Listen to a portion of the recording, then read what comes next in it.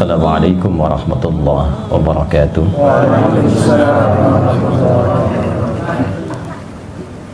Alhamdulillahilladzi ikhtara al-Islam dina thumma istafa Muhammadan sallallahu alaihi wasallam syamsan lidinihi wa rasyida fa asbaha takwinuhu dinan syamsudina wa rasyida fa salawatullahi alaihi wa salamuhu tam wa ala alihi wa sahbihi wa dhurriyyatihi wa ummatihi ila yaumiddin wa ba'd.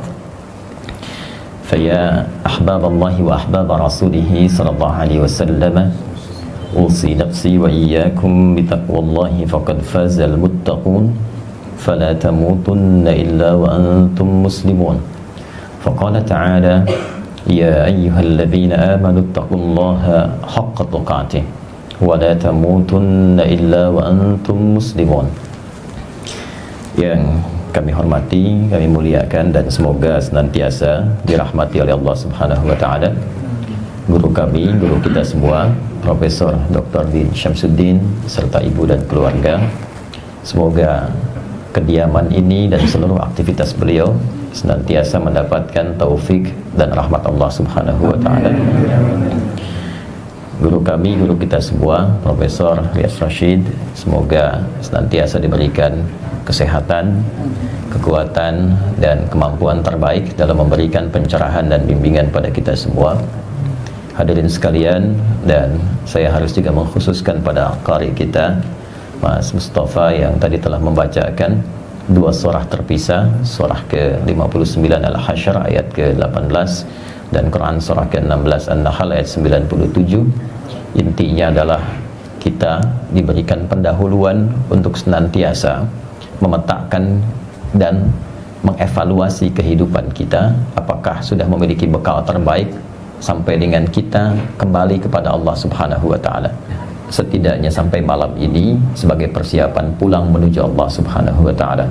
Karena ghad pada lafaz itu, wal tanzur nafsu ma qaddamat li ghad, itu maksudnya adalah hari kiamat, sampai kembali kepada Allah. Kata nafas itu diksi yang dipilih langsung oleh Allah dalam firman-Nya di Al-Quran untuk menggambarkan kondisi roh yang sudah memiliki amal. Jadi roh itu saat masuk ke dalam tubuh kita usia 4 bulan.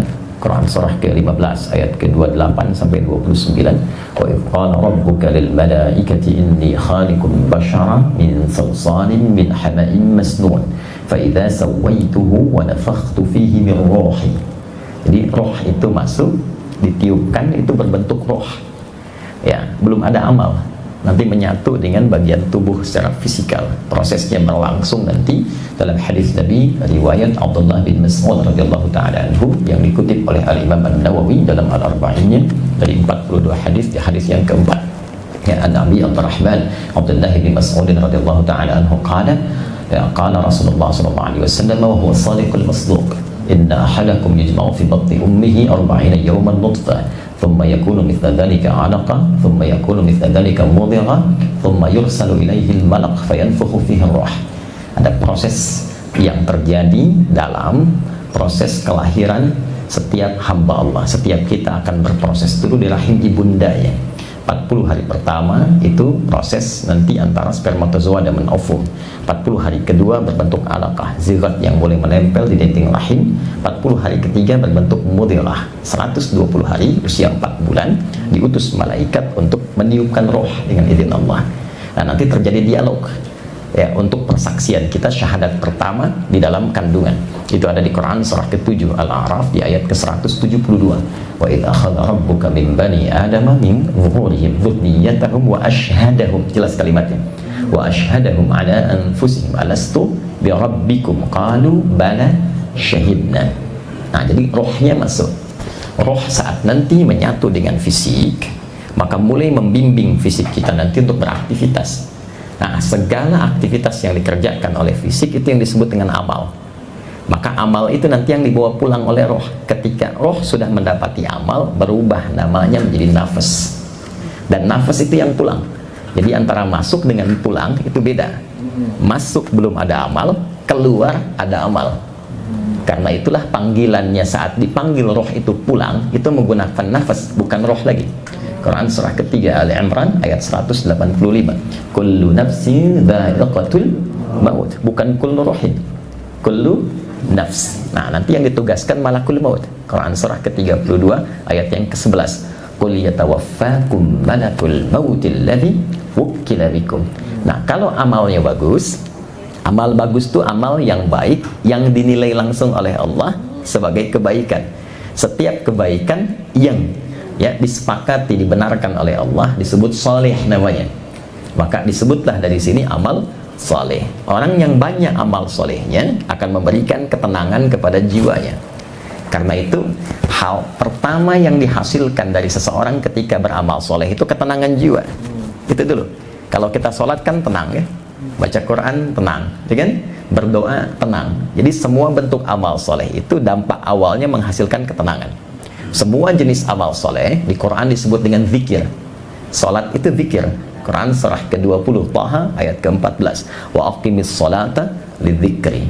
Baca Quran itu zikir. Quran surah ke-15 ayat 9. Inna nahnu nazzalna dzikra wa inna lahu lahafizun. Berdoa itu zikir. Makanya kan kalau punya persoalan ya, alih-alih bikin status yang tidak jelas di media sosial itu ya, yang tidak mengentaskan persoalan, lebih enak berdoa kan? Nah, bukankah saat berdoa itu seketika ada ketenangan ya? Nah, karena itu doa disebut dengan zikir. Quran surah ke-7 Al-A'raf ayat 205. Wadhkur rabbaka fi nafsika tadarruan wa khifatan wa dunal jahri minal qaul. Kita pasca salat ya, assalamualaikum warahmatullahi, assalamualaikum warahmatullahi. Zikir kan? Nah, zikir itu kan ketika diucapkan memberikan ketenangan pada jiwa kan? Itu Quran surah ke-4 ayat 103. Fa idza qadaitumus sholata, maka jika telah Anda tuntas mengerjakan salat untuk menambah ketenangan itu fadhkurullaha, segera berzikir. Apa fungsi zikir? Quran surah ke-13 ayat ke-28. Ala bidzikrillahi tatma'innul qulub. Itma'anna yatma'innu. Sifatnya disebut dengan tumanina. Karena itu dalam zikir ada tumanina. Bukankah dalam salat ada tumanina?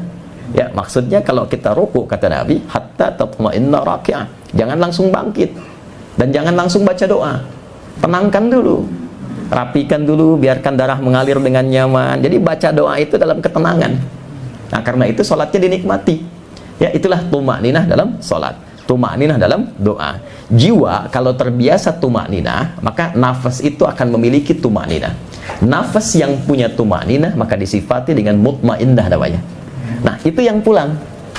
Makanya ketika kita pulang, panggilannya nafas mutmainnah. Quran surah ke-89 Al-Fajr ayat 27 sampai 30. Ya ayyatuhan nafsul mutmainnah irji'i ila rabbiki radiyatan mardiyah fadkhuli fi ibadi wadkhuli. Nah, tadi ayat pertama yang dibaca itu mengingatkan apakah sampai kita duduk di kediaman ini, sampai detik ini sudah merasa mutmainnah belum? Jangan-jangan sampai malam ini belum ada ketenangan itu, sehingga ketika dipanggil pulang atau diingatkan pun masih belum siap atau gelisah. Sederhana pertanyaannya, kalau ayat itu didengarkan pakai iman, kira-kira sederhananya begini, hei, kalau malam ini meninggal, sudah siap belum? Ya? Nah, jiwa-jiwa yang terbiasa beramal soleh, kapanpun dipanggil itu nyaman saja. Mau malam ini, mau nanti, mau besok, tenang saja dia. Nah, karena itu, jika memang belum mendapati itu, maka disusulkan tadi di An-Nahl ayat 97. Perbaiki imannya, baik lelaki ataupun perempuan. Man amila, siapa yang mengerjakan amalan salihah, perbuatan yang baik, min dzakarin au untha wa huwa mu'min, lelaki ataupun perempuan, sepanjang ia mengaku beriman. Jadi iman itu akan mendorong pelakunya pasti berbuat baik. Ingat, itu persamaannya. Jadi kalau mengaku beriman pasti berbuat baik. Maka apa yang terjadi? Kata Allah, kalau Anda memutuskan merubah diri sejak detik ini, mengambil bacaan Quran tadi, maka Allah akan merubah sisa kehidupannya lebih terukur, lebih baik, lebih punya bekal dibandingkan hari-hari sebelumnya yang telah dilalui. Itulah falanuhyiyannahu hayatan thayyibah. Jadi hayatan thayyibah itu mencakup banyak hal. Rizkinya lebih berkualitas dibanding sebelumnya. Memang sebelumnya mungkin kelihatan dapat banyak, tapi berkah tidak. Apakah rezeki itu mendekatkan kita kepada Allah? Ada kualitas dalam rezeki itu, atau jangan-jangan bertambah tapi maksiatnya pun nambah juga, ya. Nah, coba dicek, apakah pakaian yang sudah dikenakan sekarang sudah banyak digunakan untuk ibadah? Jangan-jangan nambah koleksi pakaian yang sudah ada pun belum pernah dipakai sholat. Itu sepedanya tuh yang pernah dipakai dari subuh, ya, mulai olahraga berangkat, sudah pernah dipakai ke masjid belum? Itu dihisab. Sepeda belum pernah dipakai ibadah sudah minta motor. Motor belum pernah dipakai ke taklim sudah minta mobil, ya. Nah, itu sudah mendapatkan kebaikan belum di situ? Karena itulah kalimat thayyib ketika disebutkan pertama dalam Al-Quran itu bersanding dengan kata halal, dibuka dengan huruf ya, dikuatkan dengan ayyuha, lalu objeknya menggunakan nas. Itu di Quran surah kedua Al-Baqarah ayat 168. Ya ayyuhan nasu, ya disebutkan sebanyak 361 kali dalam Al-Quran untuk memanggil semua objek dengan semua jarak, baik dekat, menengah ataupun jauh. Ayyuha disebutkan 150 kali dalam Al-Quran. Ayyunya berfungsi menguatkan munada, haknya menegaskan, mengingatkan, tanbih. Jadi ketika Allah mengatakan, hei semua manusia, dimanapun engkau merasa berada, merasa dekat, menengah atau jauh dari aku ingatkan ya, aku tegaskan ya, selama berkehidupan silahkan bertebaran di bumi, jadi apapun. Kulu mimma fil ardi, silahkan mencari penghidupan, minimal kan kita katakan mencari sesuap nasi ya, walaupun yang dicari kan kendaraan juga, rumah juga, kan? Silahkan bertebar, silahkan, tapi halalan thayyiban. Apa itu halal? Halal itu yang tidak ada problem di dalam pandangan Allah Subhanahu wa Ta'ala. Kalau itu bisa kita hasilkan, maka semua kegiatan kita itu berubah namanya menjadi hasanah. Hasanah, hasanah itu setiap perbuatan baik yang punya nilai di sisi Allah. Ya, bukan hanya sholat. Ya, sholat itu disebut hasanah. Quran surah ke-11 ayat 114. Aqimis sholata tarafain nahar wa zulafan minal lail innal hasanat. Jadi setiap kita sholat, kalau diniatkan karena Allah, ada poinnya. Ya, tapi bukan hanya ibadah ritual. Merawat anak, ya, kemudian saling menyayangi suami istri, meniatkan pekerjaan karena Allah itu punya nilai. Setiap dikerjakan satu aktivitas, nilainya 10. Quran surah ke-6 ayat 160. Ini nggak apa-apa ya kita Quran hadis ya. Quran surah ke-6 Al-An'am ayat 160. Man jaa'a bil hasanati falahu asyru amsalihha. Nah, ngitungnya tuh bukan begini. 1 2 3 terlalu sedikit. Menghitungnya dalam hitungan Allah tuh 1 keduanya 500 tahun. 2 ketiganya 500 tahun. 3 keempatnya 500 tahun. Nanti setiap poin hasanah itu 1 kedua, 2 ketiga, 3 keempat namanya ajrun. Ajrun, lahum ajrun ghairu mamnun, ya. Quran misalnya surah At-Tin, surah ke-95 itu, ya. Nah, nanti itu akan dikonfirmasi di akhirat. Itu yang kita sebut pahala. Ya, ini nggak akan ikut. Jadi pakaian yang kita kenakan nggak akan ikut, tapi nilai value yang melekat pada pakaian yang dikerjakan amal soleh itu yang ikut berupa pahala. Nah, itu nanti ditampakkan saat sakaratul maut plus saat kembali kepada Allah di akhirat. Hasanah di dunia dikonfirmasi di akhirat. Karena itu kita sering berdoa supaya kegiatan dunia kita menjadi hasanah, supaya di akhirat ditampakkan hasanahnya. Maka muncul kalimat doa kita, Rabbana atina fid dunya hasanah wa fil akhirati hasanah wa qina adzabannar. Itu ada di Al-Baqarah ayat 201. Nah, itulah sebetulnya gambaran kehidupan bekal kita yang diisyaratkan di 2 ayat tadi untuk kita siapkan sampai malam ini. Apakah perbuatannya sudah jadi hasanah atau belum? Ataukah kalau kita diwafatkan sudah punya bekal yang siap untuk kembali atau belum? Kalau merasa belum cukup bekal, maka cukupkan. Kalau merasa yang kemarin itu banyak yang kurang, maka evaluasi. Jadikan sisa hidup lebih baik daripada sebelumnya, sehingga kapanpun kembali, maka kita lebih bernilai di hadapan Allah Subhanahu wa Ta'ala. Nah, itu mukaddimahnya dari apa yang dibacakan tadi. Kita belum mulai ya materi. Kalau saya tadi diminta Bang Din tadi terangkan itu dulu. Peci ini bagian dari pengamalan wa amma bi ni'mati rabbika fahaddits. Jadi saya tuh kalau Allah anugerahkan sesuatu lewat hamba manapun, izin Bang Din, jadi langsung saya kenakan.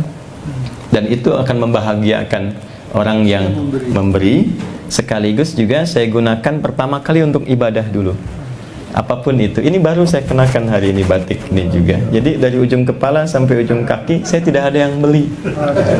Ini juga Allah kasih lewat hamba yang lain. Sama jam tangan sampai ujung kaki. Ya, alhamdulillah, kan cuma dipakai sementara. Ya, masuk kuburan kan udah nggak dipakai lagi ya. Ganti jadi kain kafan nggak ada kantongnya. Semua cukup. Nah, jadi itu kisahnya. Alhamdulillah, mudah-mudahan pernah digunakan untuk sujud, pernah digunakan untuk ta'lim. Jadi saya punya alasan ketika dihisab pertama kali, dari mana didapatkan, kemana digunakan. Maka saya punya kebahagiaan di hadapan Allah, pertama kali digunakan hadir di majlis pengajian Ranting Pondok Labu. Baik, kira-kira itu mukaddimah yang bisa kita sampaikan. Alhamdulillah, malam ini tema kita hidup baru pasca pandemi, lebih kepada bagaimana Al-Quran dan Sunnah atau Islam memberikan tuntunan menjalani kehidupan, khususnya ketika diuji dengan pandemi, entah statusnya sudah dicabut atau belum secara formal, yang penting tuntunannya seperti apa. Dan menariknya, biasanya saya kalau mengisi pengajian jarang saya membuat materi tertulis, sekalipun itu bentuknya pointer-pointer. Biasanya saya tuliskan di papan tulis. Tapi qadar Allah, hari ini entah kenapa sebelum berangkat saya pengen ngetik sesuatu. Jadi saya tuliskan pointernya itu, urut dari awal sampai akhir. Rupanya mungkin ini yang beliau tadi minta akan inspirasi untuk Roma. Jadi saya sudah ketikkan 3 halaman nih, Prof. Ya, bisa, insya Allah ini ada 10 nanti yang saya kopikan. Ini poin-poin yang semuanya dari Quran dan hadis semua. Baik, kita efektifkan malam hari ini pertemuan dan diskusi kita. Saya senang menyebutnya dengan diskusi untuk malam hari ini, supaya setiap kita bisa memberikan masukan dan pencerahan yang melengkapi satu dengan yang lainnya. Baik, saya ingin memulai dengan penjabaran tentang iman dan akidah dulu, karena ini pokoknya, khususnya bagi kita setiap muslim. Karena semua tindakan, perilaku, dan bahkan menjalani seluruh aktivitas dengan semua kondisinya, orang Islam itu punya ciri khas yang membedakan antara muslim dengan selainnya. Ciri khasnya itu semua tindakan dan semua aktivitasnya di semua keadaan yang dihadapi itu semua bersumber dari imannya. Dan dari iman itulah nanti akan muncul ya satu pancaran-pancaran yang membimbing kita dalam berkegiatan di setiap situasi yang bahkan menariknya nanti Nabi akan tunjukkan dan kita akan lihat. Pertama, kita mulai dengan pendekatan definisi akidah dan iman terlebih dahulu, supaya kita cek malam hari ini itu ada nggak dalam diri kita, terbimbing tidak gitu ya. Baik, pertama akidah. Iman dengan akidah itu sering disamakan untuk menuju pada definisi yang sama, yaitu keyakinan tanpa ragu. Kalau disebutkan akidah, itu asalnya dari kata aqada. Aqada itu ikatan yang kuat, yang sulit untuk dilepaskan, dijaga supaya nggak lepas, itu aqada namanya. Dan di Quran banyak ya, seperti nanti ditemukan di An-Nisa misalnya, kan, walikullin ja'alna mawaliya mimma tarakal walidani wal aqrabun, kemudian walladzina aqadat aymanukum. Ya, kalau sudah berjanji maka terikat dengan janji itu, jaga, jangan sampai diingkari. Kalau punya komitmen, komitmen pun disebut dengan akidah. Aqdun jamaknya uqud. Quran surah kelima ayat 1, ya ayyuhalladzina amanu aufu bil uqud. Orang-orang beriman itu pasti menepati janji karena terikatnya dengan komitmen ya. Nikah itu disebut dengan akad. Ya, perjanjiannya akad nikah. Kenapa disebut dengan akad? Kalau sudah berakad, jaga komitmen itu dengan kuat. Ya, komitmen yang sudah dibangun, melindungi, menyayangi, mengayomi, ya, selain nafkah dan sebagainya, jaga dengan kuat, jangan sampai kemudian terlepas atau bertentangan dengan apa yang telah disampaikan. Kalau menjadi sifat, ya, yang melekat kuat, yang sulit dilepaskan, maka berubah nanti menjadi kata benda, dari aqadah menjadi aqidah. Iman itu disifati dengan aqidah. Seakan-akan memberi kesan kepada kita, kalau sudah beriman, ikat dalam jiwa, jangan sampai lepas, ikat di sini, ya, tanamkan dalam jiwa kita, jangan sampai lepas. Itu yang dimaksudkan Quran surah ketiga Al-Imran ayat 102, dan selalu diingatkan oleh Nabi, umumnya saat pengajian, bahkan nanti menjadi wasiat utama di khutbah Jumat. Ya ayyuhalladzina amanu taqullaha haqqa tuqatih wa la tamutunna illa wa antum muslimun. Nah, kalau iman itu sudah ada di sini, lekat ke dalam jiwa kita, ya, melekat kuat, nanti dia akan punya ciri khas, namanya karakter spiritual, karakter iman. Cara mengujinya begini, pertama kali, kalau kita ingin menguji ada iman nggak dalam diri kita, nanti ukuran pertamanya Quran surah ke-8 Al-Anfal di ayat yang kedua. Innamal mu'minuna. Ya, kalau sudah ada kata innama berarti spesial. Yang lain nggak ada. Adatul hasri namanya. Dicukupkan pada ini saja, yang lain nggak boleh. Yang lain nggak ada, yang lain tak punya. Nah, contoh begini. Kalau zakat itu dikeluarkan pada berapa golongan? 8 ya. Oke. Boleh nggak di luar 8 itu? Baik, nggak boleh ya? Nggak boleh. Kenapa nggak boleh? Karena ayatnya dibuka dengan innama. Adatul hasr, dibatasi di golongan itu saja. Quran surah ke-9 ayat 60. Innamas shadaqatu lil fuqara wal masakin, dan seterusnya ayat. Cara menerjemahkannya, zakat itu hanya boleh dikeluarkan pada 8 golongan berikut. Di luar ini nggak boleh, nanti ada skema yang lain. Iman pun itu dibuka dengan innama. Kata Allah, innamal mu'minuna. Orang beriman itu punya ciri khusus, dan yang punya yang beriman saja. Jadi kalau belum punya iman, nggak akan bisa terkonfirmasi ciri ini. Apa itu? Ya, alladzina. Alladzina disebutkan 1080 kali dalam Al-Quran. Itu konjungsi isim mausul, tapi cakupannya luas, tanpa batas. Nah, seakan Allah itu memberikan satu kesempatan terbuka untuk semua hambanya. Semua hamba itu boleh silahkan, terbuka untuk beriman.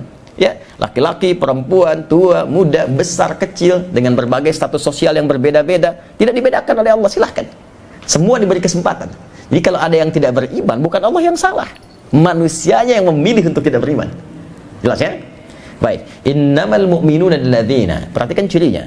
Kalau sudah diambil dan melekat dalam diri, itu diikat dalam jiwa, maka idza dzukirallahu wajilat qulubuhum. Ciri pertamanya, bila disebutkan nama Allah, ada konfirmasi sinyal karakter spiritual di hatinya, ada getaran. Itu konfirmasinya.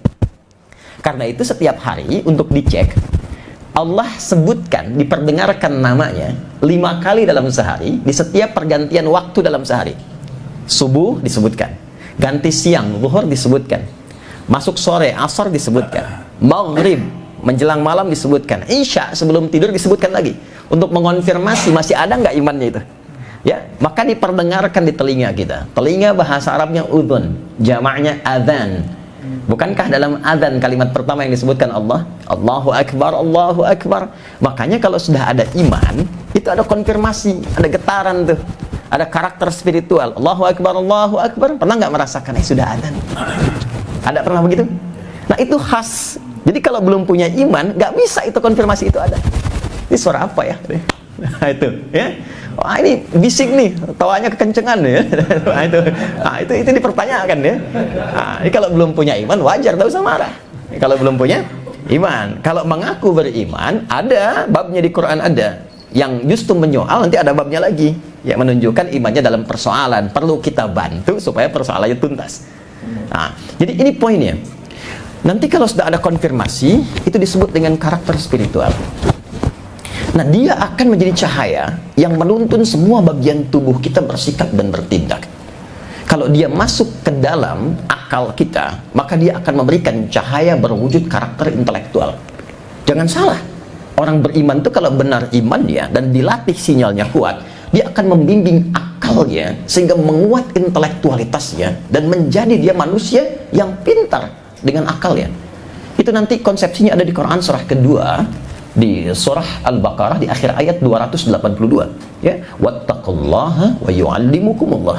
Anda tingkatkan takwamu kepada Allah. Takwa itu pancaran iman. Karena itu setiap ada kalimat takwa, ada kalimat iman.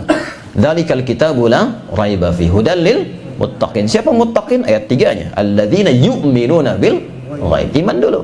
Kita puasa di Ramadan dibuka dengan iman. Ya ayyuhalladzina amanu kutiba alaikumus siyam. Ditutup dengan kalimat la'allakum tattaqun. Jadi wattaqullah, sepanjang Anda menguatkan iman dengan meningkatkan takwa, kata Allah, saya berikan pancaran bimbingan dari iman itu masuk ke dalam otakmu, ke akalmu, dibimbing engkau untuk mudah mencerna segala hal. Dan nanti itu itu akan ditinggikan di Quran surah ke-58 ayat 11. Yarfa'illahu alladhina amanu minkum walladhina utul ilma darajat. Makanya, maaf, orang beriman tuh pasti pintar. Tidak ada yang tidak pintar. Dan kalau kita mau riset, jujur meriset, silahkan cek. Orang-orang hebat di masa lalu, entah itu fokusnya dalam bidang agama, syariat, Al-Imam Syafi'i, Al-Imam Ahmad bin Hanbal, sebelumnya Imam Malik, Imam Abu Hanifah, apalagi ke sahabat, itu rata-rata mereka memulai dengan meningkatkan ketaatan ritual dulu, aspeknya spiritual. Ya, atau Al-Kindi, Al-Farabi, Al-Ghazali, Ibn Sina, ya, siapa lagi misalnya yang lain, Al-Khawarizmi, semua kalau kita lihat biografinya, mereka memulai dengan imannya dulu. Rata-rata di usia dini sudah hafal Quran. Dan izin Prof, saya mendapatkan riset itu orang Maghrib, Maroko yang tinggal lama di London, di Inggris, meriset ternyata orang yang menghafal Quran dengan benar itu disimpulkan bisa meningkatkan kecerdasannya 3 kali lipat dari manusia biasa. Karena dari dini dia sudah melatih dirinya dengan lebih dari 52.000 kosakata. Terus sehingga mudah mencerna dan menerima yang lain. Makanya ulama besar kita yang menemukan kimia, Jabir bin Hayyan, yang menemukan prototipe pesawat terbang misalnya Ibnu Firnas, itu rata-rata hafal Quran di usia dini 9-10 tahun. Ya, lalu melatih sholatnya, setelah itu ilmu apapun cepat. Itulah karakter intelektual. Ya, dan saya sarankan saat sekarang kalau ada anak, cucu misalnya, sekarang eranya era Quran, Pak, Bu. Eranya era Quran. Jadi kalau kita mulai dari pendekatan itu, tapi iman ya, babnya ya. Iman itu harus yakin, jangan ragu. Jadi kalau ada ragunya nggak akan dapat itu. Nah, kemudian dilanjutkan dengan cepat. Iman itu pun nanti kalau ditembuskan ke bagian tubuh kita secara fisikal, maka akan membimbing seluruh aktivitas kita sehingga melahirkan apa yang disebut dengan karakter moral. Itu yang disebut dengan akhlak namanya. Dari karakter moral ini muncul karakter kinerja. Diatur. Jadi orang beriman tuh begini, dari ujung kepala sampai ujung kaki tidak pernah dia bertindak kecuali dibimbing oleh cahaya imannya. Jadi kalau kita riset ayat-ayat Quran yang berbicara tentang fungsi tubuh kita, hampir setiap menyebutkan fungsi tubuh itu selalu dimulai dengan imannya terlebih dulu, baru fungsinya. Contoh saya tanya, Bu, Ibu, apa fungsi mata? Melihat, baik. Kalau cuma melihat, kambing pun melihat. Elang melihat. Mata elang lebih tajam daripada kita kan? Elang di atas tuh lihat anak ayam kelihatan. Kita udah naik, anak sendiri nggak tampak ya. Baik. Tapi ingat, mata elang setajam-tajamnya tidak dihisab, mata kita dihisab. Dan kita ini saat tercipta, ingat, kita ini makhluk mulia, melebihi kemuliaan jin bahkan malaikat, apalagi hewan. Karena makhluk mulia, maka Allah menjaga kehormatan semua bagian tubuh kita untuk selalu berada di jalur yang mulia. Itu nanti ada di Quran surah ke-17 ayat ke-70. Walaqad karramna bani Adam. Pakai lam dan qad. Lamnya, ingat, litaukid, qadnya litahqiq. Lamnya menguatkan, qadnya menjamin. Kata Allah, hei, aku tegaskan ya, semua manusia aku cipta bukan hanya fisiknya, aku lekatkan pada fungsi fisik itu semua harus mulia. Makanya muncul hukum haram. Haram itu dari kata hormat. Kenapa muncul hukum haram? Untuk menjaga kehormatan manusia supaya tidak merendahkan dirinya di hadapan Allah yang seharusnya bersikap mulia. Maka turunlah Quran surah Cahaya misal, Quran surah ke-24 ayat 30 untuk laki-laki, ayat 31 untuk perempuan. Ini baru mata. Baru mata. Qul. Itu perintahnya tuh. Qul lil mu'minina, Muhammad SAW firalkan. Saya sekarang senang menerjemahkan dengan viral kan dibandingkan kata kan, karena sekarang musimnya viral ya. Nah, kalau sudah viral, like, share, and komen ya, subscribe. Di subscribe ke TV-mu. Kullil mu'minina, Muhammad viralkan kepada semua pria-pria yang merasa beriman. Perhatikan, imannya dulu, baru yaghuddu min absarihim. Imannya akan membimbing fungsi pandangan di matanya untuk melihat yang baik saja. Gitu. Jadi ada fungsi iman. Jadi iman itu memberikan karakter moral menjadi akhlak, tembus ke karakter kinerja di pandangan kita. Ini cukup dengan beriman, tidak akan mungkin melihat yang salah. Tak akan mungkin melihat maksiat. Karena ketika yang dilihat itu tidak dibenarkan oleh imannya, iman kan dibimbing Tuhan, dibimbing Allah. Tidak dibenarkan oleh Allah, maka seketika akan dipalingkan. Maka mustahil bisa korupsi. Mustahil bisa menipu, mustahil bisa mencuri, melihat yang tak baik saja sudah nggak bisa. Ini. Nanti turun ke lisan juga imannya dulu sebelum lisannya. Nanti pindah ke Quran surah 49 tuh, ayat 11 sampai 12. Ya ayyuhalladzina amanu, hai semua pemilik iman. Imannya dulu. La yashar qaumin qaum. Lisanmu tidak akan pernah digunakan untuk mencela orang lain. La yaghtab ba'dukum ba'dha, enggak akan bikin hoax. Jadi kalau iman itu sudah ada, lisan itu pasti baik. Kata Nabi, man kana yu'minu billahi wal yaumil akhir falyakul khairan aw liyasmut. Ya, siapa yang merasa beriman pada Allah dan hari akhir dan yakin akan dihisab, lisannya pasti akan dituturkan pada yang baik. Itu dari ujung kepala ke mata, turun ke lisan, ya sampai ke ujung kaki. Makanya ketika dia melihat sesuatu yang tak baik, itu bisa kompak lisan dan mata tuh bersamaan. Anda pengen lihat ceramah di YouTube, tapi yang muncul gambar yang tak bagus, iklan yang aneh gitu kan. Nah, itu seketika nggak usah diminta lagi, berpaling begini. Dan lisannya cepat. Quran surah ketiga ayat 133, wasari'u ila maghfirah, dia istighfar tuh, astagfirullah. Ya. Dan itu nggak ada yang terlambat, nggak ada. Lisannya istighfar, matanya nggak berpaling, astagfirullah. Nggak bagus, itu nggak ada. Cepat itu. Nanti kalau sudah terbiasa, itu semua kegiatannya yang tadi dikerjakan, itulah ibadah namanya. Orang yang beribadah namanya abdun, jamanya ibad. Nanti kalau sudah jadi ibad, dipuji oleh Allah sampai langkah kakinya. Turunlah surah Al-Furqan itu. Wa ibadur rahmanil ladzina yamshuna 'alal ardi hauna wa idza khatabahumul jahiluna qalu salama. Jadi idealnya insan beriman itu pasti setiap pikiran, setiap pemikirannya, setiap rasanya, tindakannya semua akan terkontrol oleh imannya sehingga pasti menjadi baik. Nah, untuk menjadi baik ini, maka Nabi ditugaskan oleh Allah. Ini poinnya. Ditugaskan oleh Allah untuk menerangkan bagaimana melatih iman itu dan menjalani kehidupan dari yang paling sederhana sampai yang paling kompleks, menghadapinya seperti apa. Sehingga semua kegiatan itu dibimbing oleh iman, sekaligus melatih supaya sialnya kuat. Maka inilah yang menyebabkan setiap kegiatan kita, dari mulai bangun tidur sampai tidur lagi, pasti ada bimbingan imannya yang diformalkan melalui doa. Kalau Bapak Ibu mau cek dan jujur untuk membuktikan dan menguatkan keyakinan kita bahwa Islam ini benar, bukan rekayasa Nabi Muhammad, tapi langsung agama yang dibenarkan oleh Allah dan bisa kita komparasikan dengan keyakinan manapun yang ada di muka bumi. Hanya di Islam yang semua kegiatannya dari bangun tidur sampai tidur lagi pasti ditemukan doa di dalamnya. Dan setiap kegiatan doanya nggak sama, beda. Bangun tidur ada doanya? Halo? Apa doanya? Alhamdulillahilladzi ahyana ba'dama amatana wa ilaihin.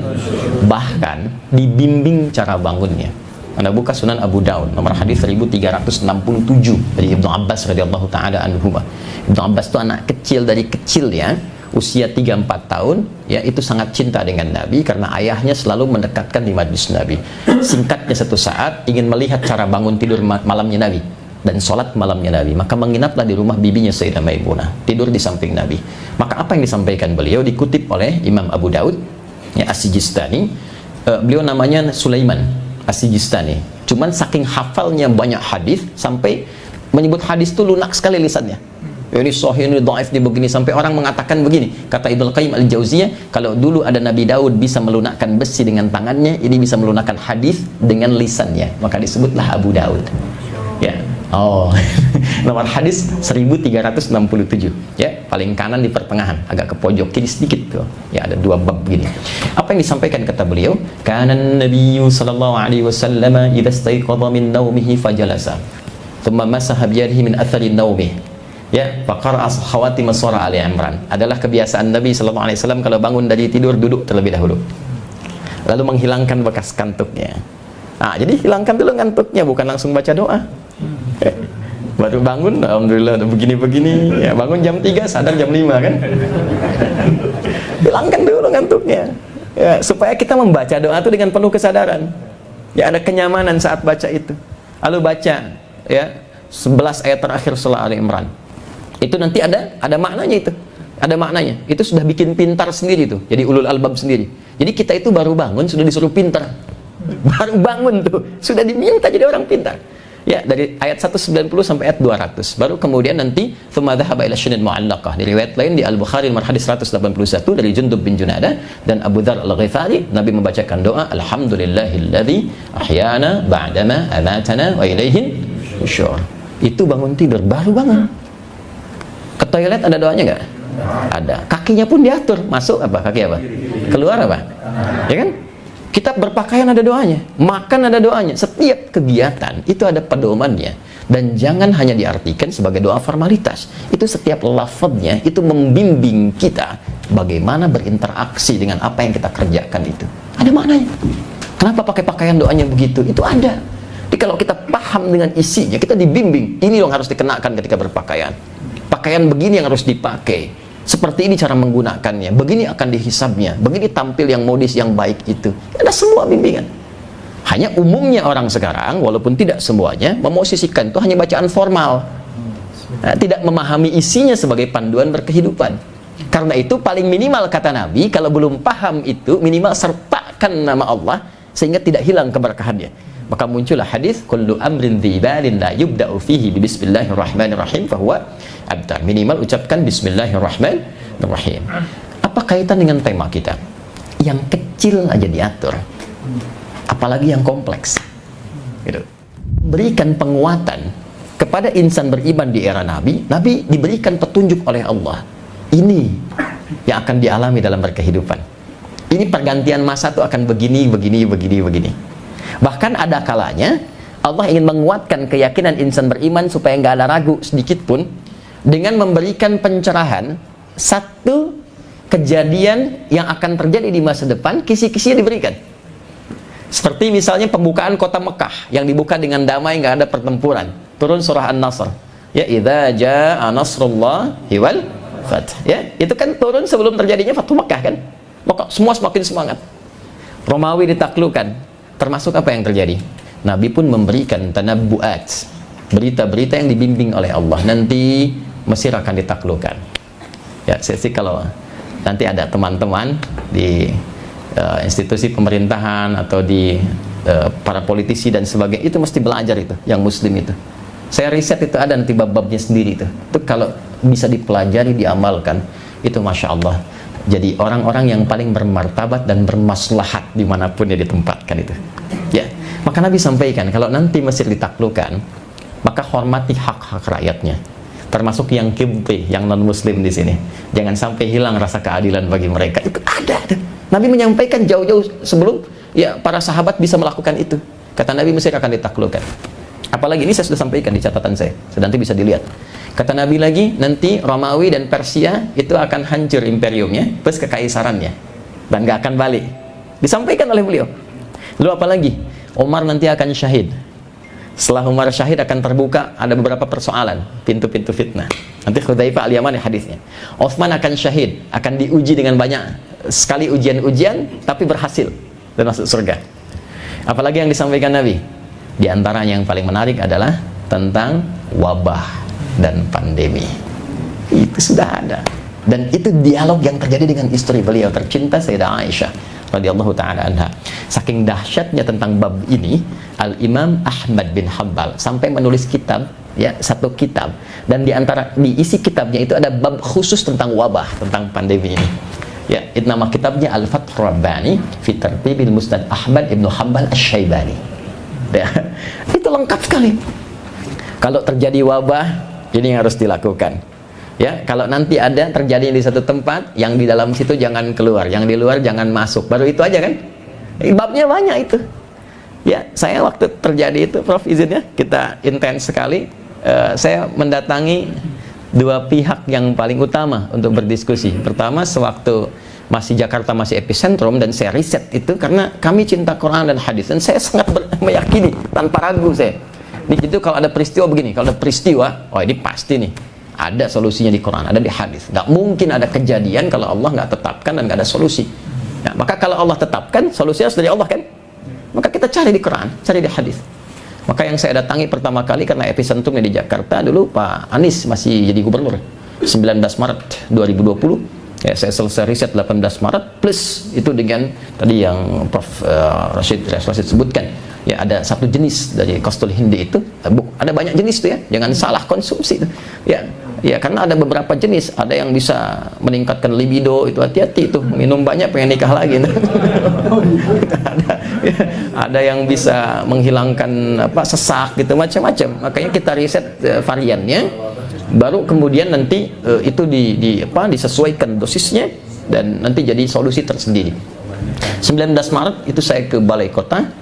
Saya diterima oleh beliau setengah 10, telat sedikit karena hadir di acara Mata Najwa. Beliau pakai jaket Persija, temani 3 orang, satu pakai topi, duduk tengah-tengah Usama, satu lagi ada pakai kacamata itu. Saya sampaikan dengan bagannya semua. Ini pandemi di Quran gini, ya hadis seperti ini. Apapun jenisnya, apapun jenis wabahnya.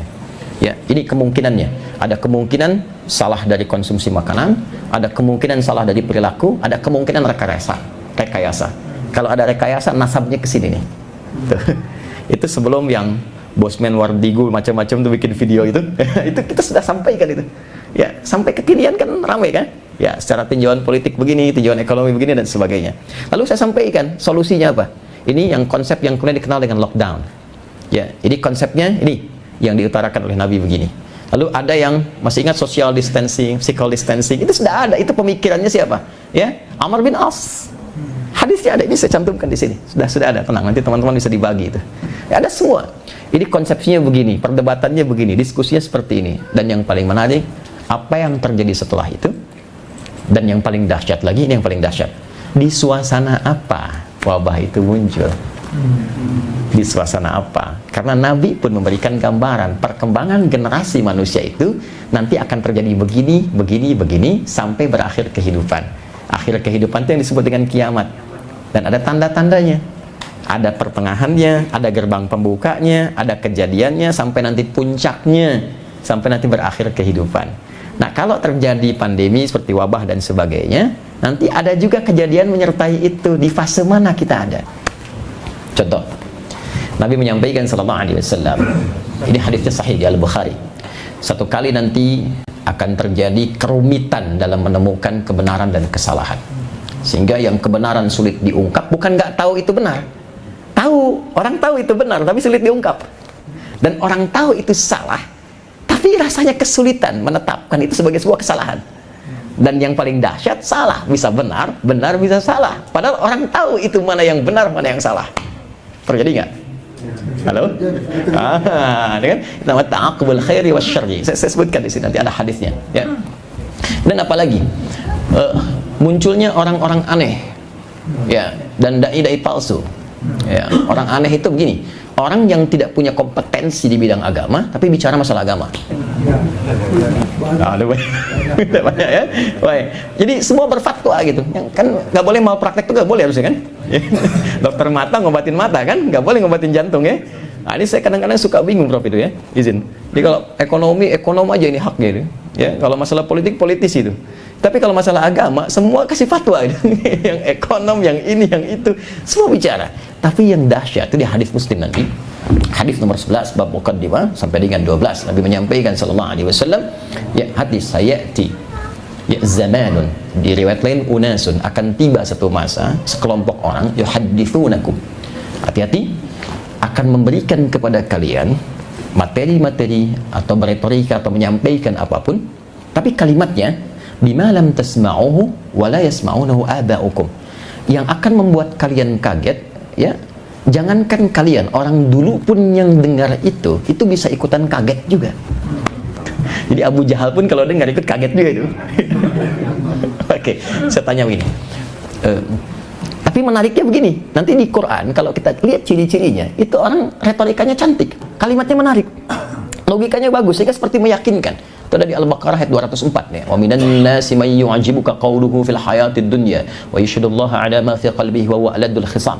Kadang-kadang katanya kata-katanya menarik dan dia pakai dalil, dipotong-potong ayat tuh. Enggak disempurnakan. Dia potong sini, potong situ, seakan memberikan pencerahan padahal sifatnya merusak. Dan itu paling bahaya. Ya, paling bahaya kata Quran.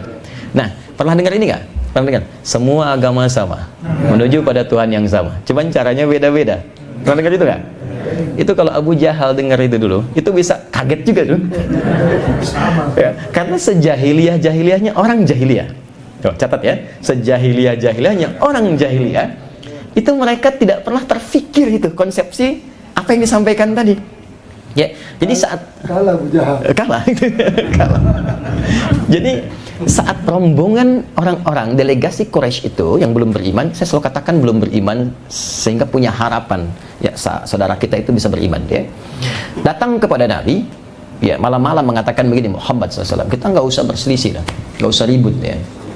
Sudah, begini saja. Kita damai, saling toleran aja. Nanti malam ini kami nyembah Tuhanmu, kan? Besok kamu nyembah Tuhan kita.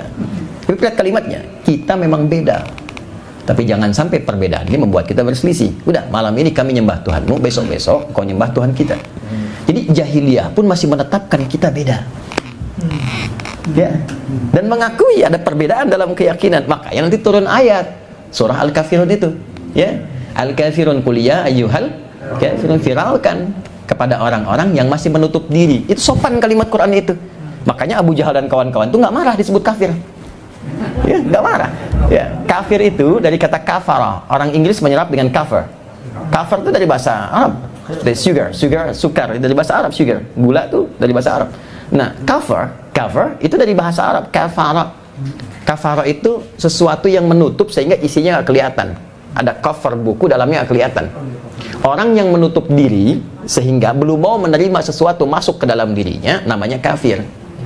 Jamaknya kafirun. Makanya kalau diterjemahkan halus sekali. Islam tuh lembut gitu. Maaf ya, Fir'aun itu Fir'aunnya. Catat ya. Fir'aun itu Fir'aunnya. Saya katakan Fir'aunnya karena hobinya bunuh orang. Al-Baqarah 49. Ngaku Tuhan, ana rabbukumul a'la. Orang sekarang paling tinggi ngaku nabi. Pernah malaikat ya, LA itu kan, kalau nggak salah itu minta izin pada gubernur yang dulu tuh mendaratkan malaikat Jibril di Monas kan, LA dan sampai meninggal. Ya, singkatnya selesai. Firaun ngaku nabi, ngaku Tuhan.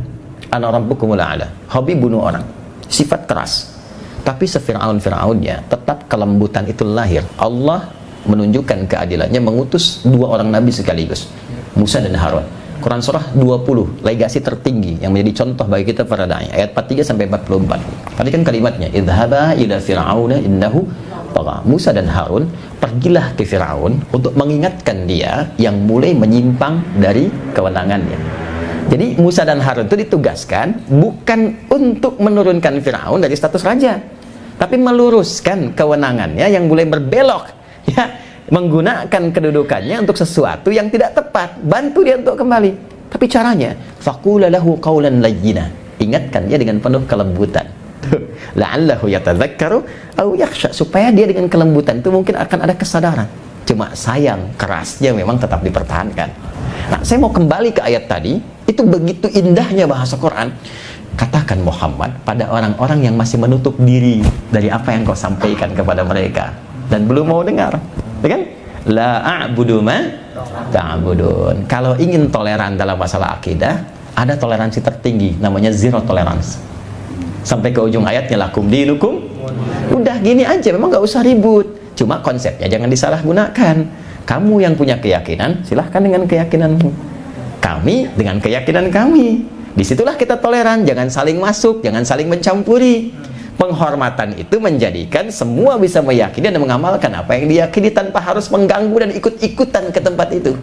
Jadi kalau adzan di masjid aja, sholawatan di masjid aja, jangan pindah ke tempat lain gitu. Ya. Dan tidak ada pengakuan dia orang jahiliyah, semua agama sama. Tapi ingat ya, di situ tidak pernah disebutkan di ayat kapan kejadiannya dan siapa yang mengalami. Ada konsep dalam ilmu tafsir, kalau tidak disebutkan kapan kejadian, siapa yang mengalami, maka kejadian itu potensial terjadi lagi di masa depan dengan tokoh-tokoh yang berbeda. Ya, baik. Pernah ada orang sekarang menawarkan misalnya untuk konsep ya ngajak-ngajak untuk pindah agama, pernah ada? Ya kan, Car Free Day kan karnya yang free kan, tapi tawarannya kan banyak ya.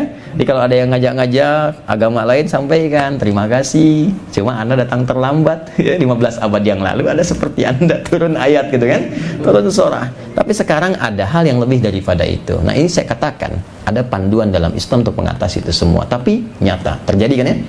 Jadi situasi pandemi yang kita alami diiringi juga dengan kondisi-kondisi yang kita mesti waspada.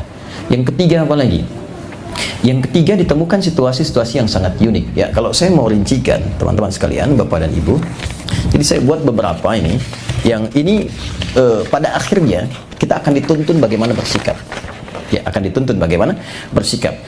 Baik, ini saya ada rincikan dan semua hadisnya saya ambil dari hadis yang sahih semua. Jadi saya cukupkan misalnya kalaupun dari Abu Daud saya ambil yang sahihnya, saya Abu Daudnya. Tirmidzi saya ambil yang sahihnya. Baik, yang terakhir yang ingin saya tunjukkan, maaf, ada polarisasi dan perpecahan. di kalangan umat Islam. Ada sekarang demikian?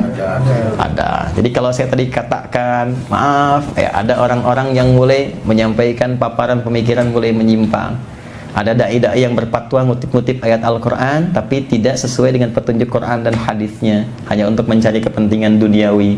Ada mulai berbenturan satu dengan yang lainnya. Menariknya, bukankah ini yang dialami saat ini, bahkan dalam situasi pandemi? Nah, pertanyaannya, kalau kita mau khususkan bab pandemi, pandemi itu sudah pernah terjadi di masa lalu. Tapi yang ini belum ada. Di masa Umar sudah ada wabah, ta'un. Pandemi ada, sampai jadi endemi, sampai hilang. Tapi nggak ada perpecahan pada masa itu, belum ada. Nggak ada pemikiran seperti yang sekarang kita rasakan demikian.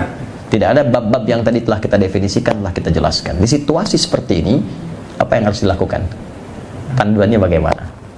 Nah, ini mukaddimah yang kedua sebelum kita masuk pada isinya. Saya punya kesempatan 10-15 menit untuk menerangkan, 15 menit untuk diskusi sebelum selesai jam 9.30 ya, karena beliau akan berangkat jam 10. Jadi jelas posisinya kita? Halo? Jelas ya? Nah, jadi saya mau katakan bahwa dalam Islam itu semua komplit. Semua ada. Tinggal basicnya iman. Jadi kita harus punya keyakinan bahwa, maaf, untuk mengentaskan dan menjalani semua aktivitas kehidupan itu basicnya dari iman dulu, yakin dulu. Nanti setelah yakin panduannya apa? Itu konsepnya demikian. Oke, yang pertama, saya langsung cepat saja. Jika dialami satu wabah dan menjadi pandemi, maka bagaimana harus bersikap? Yang pertama, setiap insan beriman langsung diingatkan bahkan melalui doa Nabi SAW agar ketika pandemi terjadi itu senantiasa mengejar rahmat Allah. Ini yang pertama sebagai sikap imannya. Saya ulangi ya, mengejar rahmat Allah. Redaksi hadisnya rahmatan lil mu'minin.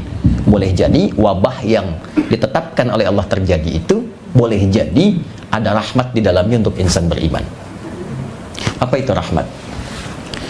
Rahmat itu kasih Allah yang wujudnya secara umum ada tiga ya, wujudnya secara umum dan apa? Tiga. Satu, rahmat itu boleh jadi ampunan yang Allah berikan pada seorang hamba yang melakukan kesalahan begitu banyak. Dalam bahasa Al-Quran, orang-orang yang melakukan kesalahan begitu banyak itu disebut dengan israf namanya. Biasanya israf itu bab makanan, makan berlebihan, minum berlebihan, israf. Wa kulu washrabu wala tusrifu. Tapi ini israf dosa. Israf dosa itu begini, kalau ada orang mencuri, dia belum mencuri, rasanya gatal, ingin mencuri juga. Itu. Kalau ada orang yang sudah korupsi, dia belum, rasanya masih belum lengkap gitu. Nah, itu israf tuh. Nah, kemudian dia sadar dan ingin kembali, maka turunlah Quran surah ke-39 ayat 53. Di cara Allah mengampuni seorang hamba itu ada 5 fase. Kalau dia salah saja, belum tentu ada dosanya, maka Allah turunkan sifat al-afu namanya. Kesalahannya disebut dengan khata. Yang kedua, kalau ada dosanya, ya, misalnya salah, nggak ada dosa tuh gini. Subuh jam berapa sekarang? 4.14, 4.15, 4.13 terjadi perbedaan pendapat. Ini menunjukkan datang dari tempat yang berbeda-beda. Kita ambil pertengahan lah, 4.15 kan? Oke. Harusnya 4.15 subuh, tapi ada orang bangun jam 5.14 ditukar. Harusnya 4.15, dia bangun 5.14. Salah tidak? Dosa tidak? Belum tentu. Kalau dia terlampau lelah malamnya dan dia tidak niatkan untuk terlambat, dia tidak niatkan, cuma kadar Allah dia kesiangan. Ya, Nabi pun kan pernah kesiangan kan? Pernah. Ya, nugaskan Bilal untuk berjaga, nanti kamu bangun nih, bangunkan yang lain. Bisa ya Rasulullah, saya tiduran, nanti kita bangun, saya bangun lebih awal. Ternyata, wah, bangunnya apa? Kena sinar matahari. Kata Nabi, welak ya Bilal, celaka kamu Bilal. Kamu bilang bangun, ternyata ketiduran juga kan ya kan? Nah, pertanyaan, kok bisa Nabi ketiduran? Kalau ada yang begitu terjadi, dalam fikih hadis nanti diajarkan begini, sebetulnya mudah bagi Allah untuk membangunkan Nabi, bangun lebih awal, tapi untuk memberikan tuntunan pada umatnya yang mungkin banyak yang kesiangan. Kalau kesiangan sehingga tertinggal waktu, bagaimana fikihnya? Maka adalah solusi itu, ya kan? Nah, tapi saya ingin katakan, apakah itu dosa? Belum tentu, cuma tetap salah, ya kan? Dalam konteks manusia ya, bukan Nabi, karena Nabi maksum. Baik, maka saat salah yang belum tentu ada dosanya disebut dengan khata namanya, ya kan? Maka lawannya afu. Baik, kemudian kalau ada dosanya, sengaja nih tidur terlambat, sengaja kesiangan, nonton bola kan, menang, ternyata menangis, kalah kan? Baik, terus ketiduran, bangun jam 5.14. maka ada dosanya. Dosa yang mengiringi perbuatan, satu dosa namanya dzambun. Dzambun, maka Allah pun ingin memaafkan dan mengampuni, diturunkan sifat yang kedua, ghafir namanya. Quran surah 40 ayat yang kedua itu ya, sampai dengan ketiganya, ghafiridz dzambi wa qabilit taubi. Ghafir dengan dzambun. Kalau terakumulasi sudah terlambat, ngajak orang lain, sholat kan nomor 2, nonton dulu nomor 1, gitu kan? Diajak orang lain, maka berubah, berakumulasi menjadi dzunubun. Maka nanti berubah sifat Allahnya untuk mengampuni juga, dari ghafir menjadi ghaffarun. Itu ada di surah Nuh ayat ke-10, ketika umatnya Nabi Nuh berakumulasi doanya, ngancam, pengen lempar dan sebagainya, maka dia berdoa, faqultu astaghfiru rabbakum innahu kana ghaffara. Sudah dia terlambat, ngajak orang terlambat, mencela orang sholat. Itu terlampau soleh itu orang-orang itu, gitu kan? Dia celak juga. Maka pindah kalimatnya, dzunubun ma'adzulmi, ada zalimnya. Maka diturunkan sifat yang keempat, namanya ghafurun. Ya, ala afu, kemudian ghafir, ghafar, ghafurun. Sudah dia terlambat, ngajak orang terlambat, mencela orang yang sholat, dan juga setelah itu dia datangi, ya, dan iseng-iseng melemparinya misalnya, maka itu israf namanya. Itu israf. Maka saat israf pun turunlah nanti surah yang 39 ayat 53. Itulah rahmat, rahimun, sifat yang kelima. Ya. Maka Allah sampaikan, qul li'ibadiyalladzina asrafu ala anfusihim la taknatu min rahmatillah. Dihimpun 5 hal ini di Al-Baqarah ayat 286. Rabbana la tu'akhidna in nasina aw akhtana. Rabbana wa la tahmil alaina isran kama hamaltahu ala alladhina min qablina. Itulah dzambun dzunubun ma'adzulmi. Rabbana wa la tuhammilna ma la taqata lana bih. Itulah israf. Wa'fu 'anna, al'afu. Waghfir lana ghafir, ghaffar, ghafur. Warhamna, rahim. Anta maulana fansurna 'alal qaumil kafirin. Jadi kalau terjadi pandemi, termasuk setelah itu selesai, cari rahmat Allah, minta ampunan, karena tidak sedikit ujian yang terjadi, bahkan berupa wabah itu mungkin diawali oleh tindakan-tindakan yang tidak tepat dari manusianya. Karena hadis pembukanya untuk wabah itu adalah, maaf, kalimatnya menggunakan adzaban lil kafirin. Pernah diturunkan wabah itu sebagai hukuman bagi orang-orang ingkar yang keterlaluan di masa lalu. Jadi ada peristiwa-peristiwa tertentu yang sudah diingatkan susah, dilarang juga tetap dipertahankan, ya, sampai diingatkan dengan potensi-potensi keburukan yang terjadi tetap dilakukan. Biasanya cara mengingatkan yang terakhir yang Allah tunjukkan dengan menurunkan hukuman berupa adab. Contoh, maaf ya, orang-orang yang berbuat liwat, homoseksual, ya, dan sebagainya, itu biasanya kalau kita riset di Quran tuh hukuman-hukumannya kalau bukan likuifasi, langsung ditelan oleh bumi itu, boom gitu, ya, atau diturunkan nanti batu-batu dan sebagainya, menghujani mereka sampai meninggal keseluruhannya, ya kan? Nah, artinya apa? Artinya ada perbuatan buruk tertentu yang sebetulnya ini membahayakan bagi kehidupan kemanusiaan, membahayakan bagi generasi, dan nggak bisa diberitahu, nggak bisa diingatkan, bahkan dibentuk hukum di situ. Maka untuk mengingatkannya bahwa ini salah, diturunkanlah kemudian musibah. Ya, tapi musibah ini nanti ada yang menimpa orang yang salah saja, tapi ada musibah tertentu juga yang akan dialami bersamaan orang yang tinggal di situ, membersamai orang-orang salah itu. Ada di lingkungan itu. Itulah yang kalau ada maksiat tertentu dilakukan, kadang-kadang turun kemudian musibah, yang musibah itu bisa mengenai bahkan orang soleh yang ada di situ. Tapi adilnya Allah memberikan jawaban kepada Nabi, kalau itu dialami oleh orang beriman, terkena bagian musibahnya, maka itu menjadi rahmat dari Allah untuk menjadikannya syahid dalam pulangnya. Gitu. Kan meninggal itu ya, kalau nggak ada itu pun meninggal juga kalau ajalnya tiba. Tapi Allah menginginkan dia pulang syahid, dan dibedakan syahidnya dengan kematian yang nestapa dengan orang maksiat itu, untuk memberikan kesan, nih, yang ini aku hinakan, yang ini aku muliakan. Jadi saat Allah turunkan ketetapan, bisa mengangkat hambanya yang satu dan menghancurkan atau merendahkan hambanya yang lain yang nekat berbuat maksiat. Jelas sampai di sini? Nah, maka bagi orang-orang yang berpulang dia syahid, tapi bagi kita yang masih hidup, apakah memang dalam konteks ada pandemi pun kita terkena? Tadi Prof kena, saya juga pernah kena, ya, dalam riset itu saya kena. Riset, bagaimana kita bisa meriset dan tahu kalau itu efektif kalau kita nggak kena? Jadi saya orang pertama yang menggunakan itu sebelum ke orang lain, gitu ya.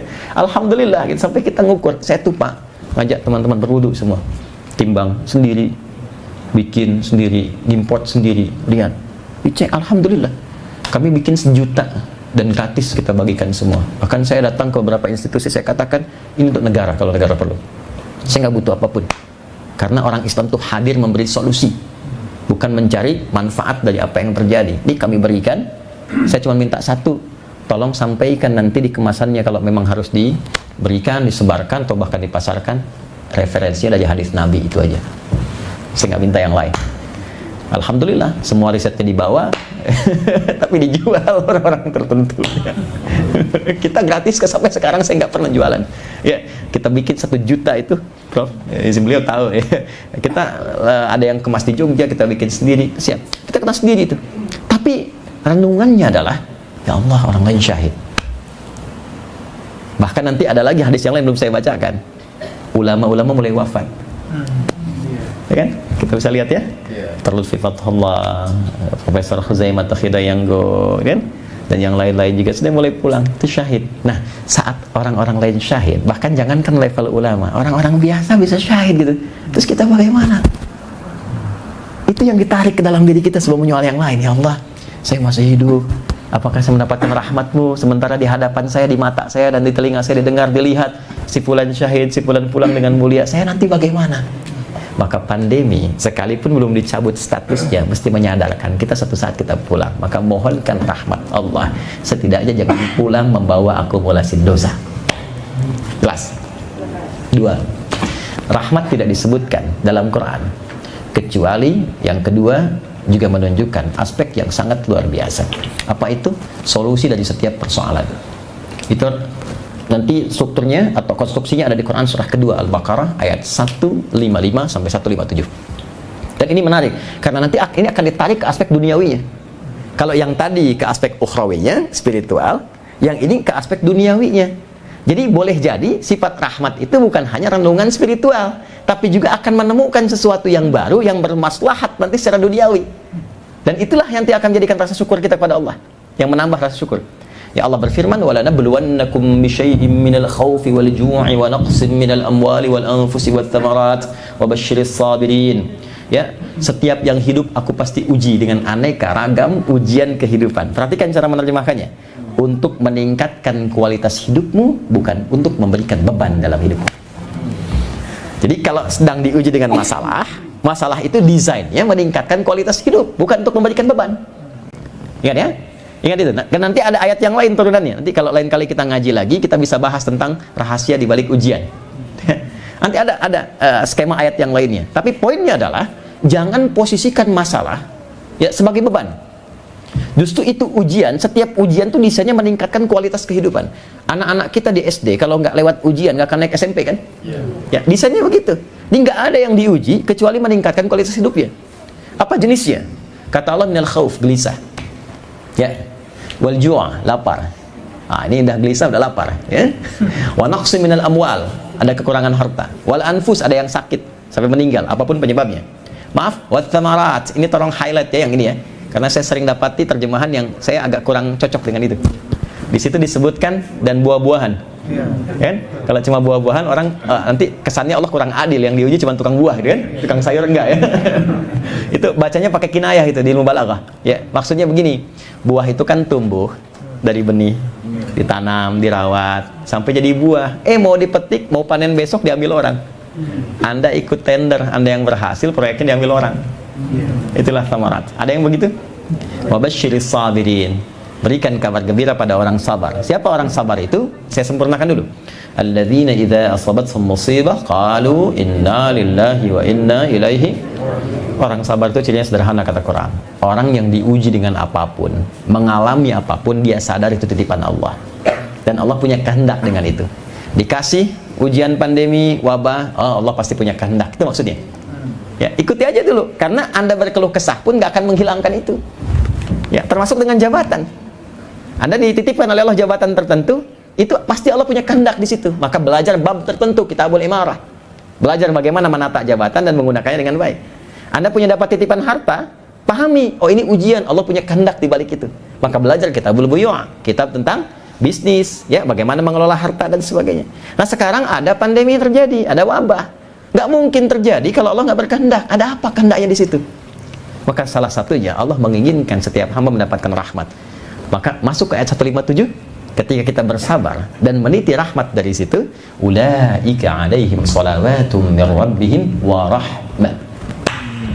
Orang-orang yang sabar menerima itu, mengikuti kehendak Allah dan berinisiatif untuk mencari solusi dari situ atas petunjuk Allah, maka dipuji oleh Allah, diberikan rahmat. Rahmat itu yang menjadikan dia wa ulaika humul muhtadun, dapat solusi menyelesaikannya. Nah, di antara sifat rahmat di situ, tinjauannya apa? Mengentaskan kesulitan-kesulitan yang mungkin terjadi. Ya, saat pandemi ada apa saja? Ada orang kesulitan alat kesehatan. Ternyata selama ini kita kekurangan alat kesehatan. Ya kan? Kita belajar dari situ. Maka sebelum orang lain buat, ayo, masa nggak ada sih di PKU Muhammadiyah yang punya banyak itu rumah sakitnya? Apa nggak ada 1-2 orang yang berinisiasi membuat alat-alat canggih supaya kalau nanti ada situasi ke depan yang mirip sudah ada alatnya seperti itu? Apalagi perangkat-perangkat kesehatan, ya, tentang isolasi, tentang riset bagaimana pengaruh kadar garam tertentu, ya, yang dapat bisa meningkatkan kekuatan untuk mendapatkan oksigen tertentu, ya, sehingga ada yang ke pantai, ada yang kemana. Bisa nggak ada penemuan dari situ dibikin satu alat tertentu yang kalau ada orang sesak napas nggak harus mahal-mahal dapat alatnya. Saya waktu kejadian, saya kumpulkan teman-teman, kita ada kelas Quran namanya At-Taisir Learning Center. Ada profesi-profesi tertentu kurikulumnya Quran. Izin Prof, di antara itu ada nanti kelas pebisnis, ada 400 orang dari direktur sampai tukang cukur. Saya sampaikan, ini trennya akan begini nih, masker, itu sebelum ramai masker. Karena saya dari Jepang, saya dari Korea, saya lihat begini, coba bikin masker dari kain dulu. Itu begitu dibikin, baru sekali klik udah puluhan ribu, ratusan ribu, sampai ke Rusia. Sampai ke Rusia, di saat orang lain kesulitan dan masih naikkan harga dan sebagainya. Ya, dan apa yang terjadi pada saat itu, saya bilang, ini bukan cari untung. Di saat seperti ini yang didapatkan rahmat Allah dan memberikan solusi pada yang lain. Maka apa yang terjadi? Bisa mengakomodir orang-orang di PHK di tempat lain. Kerjakan ini, ambil dari sini, tutup CSR-nya. Dan termasuk perusahaan yang tidak kolaps waktu terjadi COVID. Ini orang-orang kayaknya akan beralih nih ke transportasi ramah nih, akan sepeda. Saya minta sebagian teman-teman cari nih sepeda yang cocok, cari perangkat dan sebagainya. Maka mulai riset. Jadi tidak pernah ada peristiwa kecuali di situ ada solusi dan ada maslahat. Maka ketika kita mengalami apapun, sifat ulul albab yang beriman itu membimbing kita untuk meriset. Di jiwa spiritual kita mengoreksi diri, bermuhasabah, tapi intelektual kita membaca itu sebagai peluang. Lihat ada apa di balik itu? Ada kreasi apa? Ada inovasi apa? Ya, ada faktor ekonomi apa di situ? Atau secara globalnya lihat ada rencana apa dari luar itu? Ya, apakah ini dibuat? Karena kan wabah itu ada 3 jenisnya. Ya, ada yang direkayasa dan nasabnya ini tersambung. Ada yang kedua kemudian mohon maaf karena perilaku tadi. Ada yang ketiga karena salah makan. Ya, di hadis Muslim itu ada orang makan kelelawar berpotensi menyebarkan virus, ya, kemudian menyebar jadi wabah ada. Nah, dan beberapa yang lainnya. Itu yang kedua rahmat. Yang ketiga adalah doa. Rahmat itu ketika Allah berikan itu untuk mengabulkan doa yang dimohonkan. Maka saya yakin sangat luar biasa. Doa itu kan turunan ibadah kan? Bukankah saat COVID ibadahnya lebih banyak? Ya kan? Lebih banyak ke dalam, yang nggak pernah khutbah, bahkan jadi khatib Idul Fitri. Ya. Khatib Idul Adha, banyak ngaji. Sudah dikasih COVID sampai ada di rumah, belum mau ibadah juga, dengan cara apa lagi diberikan kesempatan untuk ibadah? Sudah dikasih COVID, belum mau jadi imam juga, dengan cara apa lagi mesti jadi imam? Itu poinnya. Nah, sekarang pertanyaannya, ketika kita membahas yang besar-besar, yang kecil dikerjakan dong. Saya ambil aspek yang kedua, rahmat tadi, tentang pergerakan dunia. Ini saya kasih, ini rahasia ya, tapi live ya. Gak apa-apa lah. Contoh begini, contoh, ini saya sertakan di sini. Nabi pernah menyampaikan begini. Ada satu masa, orang Islam itu akan menembus Hind dan Sind. Hind itu India, Sind itu Pakistan. Terjadi nggak? Terjadi. Tapi nanti ada hadis lain yang sahih, bahwa nanti ada perjuangan di ujung-ujung kehidupan. Dan itu pembuka salah satu di India. Dan garisnya yang naik apa? Akan muncul Islamofobia. Akan muncul antipati terhadap umat Islam. Akan muncul rasa pertentangan, bahkan mulai inisiatif penyerangan pada umat Islam. Itu dari India. Terjadi nggak? Itu baru pembuka. Nanti ada hadis turunan lainnya. Makanya orang Islam itu bacaan jangan aneh-aneh. Ya, kita tuh udah punya Quran, punya hadis, itu aja yang riset. Lalu kembangkan dengan kekinian, referensi kekinian, kita riset, kita kembangkan, diskusi. Itu yang valid, itu yang otentik. Yang dimainin TikTok. Kan yang dibaca yang nggak jelas. Sekarang Yahudi aja hampir tiap menit mereka riset hadis-hadis dalam Islam. Itu baru tentang yang saya sampaikan. Contoh lain. Wah, ini jadi global nih, bro. Izinnya akan terjadi koalisi Jazirah Arab dengan nanti garis keras di Yahudi, mungkin yang sekarang jadi Israel itu. Akan ada nanti koalisi membentuk fakta pertahanan bersama. Ya, akhirnya nanti akan ada hadis-hadis tentang pembebasan wilayah Jazirah. Itu nanti di ujung-ujung tuh. Coba sekarang cek secara politik global, sudah ada belum fakta pertahanan bersama? Ya, ada, silakan cek tuh. Nyata nggak? Nyata.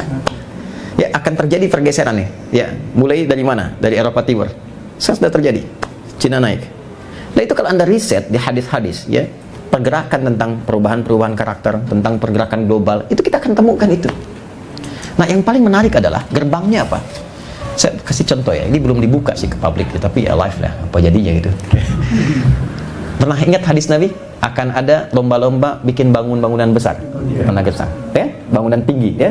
Pernah dengar hadis itu? Jangan tanda-tandanya. Saya kurang lebih 2 bulan lalu itu sudah mendapatkan tawaran untuk unik juga nih, ya, mendapatkan satu slot apartemen yang dekat dengan Masjidil Haram dan dikasih desain itu. Ini yang harga Rp1 juta, Rp2 juta, Rp3 juta. Itu semua desainnya, ini Ka'bah, ini semua bangunan tinggi semua. Semua bangunan tinggi semua. Ya, dan itu arahnya Pak, ada apartemen, ada pusat belanja, ada macam-macam dan sebagainya. Dan itu dilombakan dan bergeser. Kapan visinya? Itu nanti sampai ke 2030. Yaitu wilayah baru Saudi. Belum nanti Dubai naik, belum ini naik, belum itu naik, dan wilayah udah padang pasir akan mulai berubah. Nah, itu sudah mulai. Udah mulai dan membersamai situasi ini.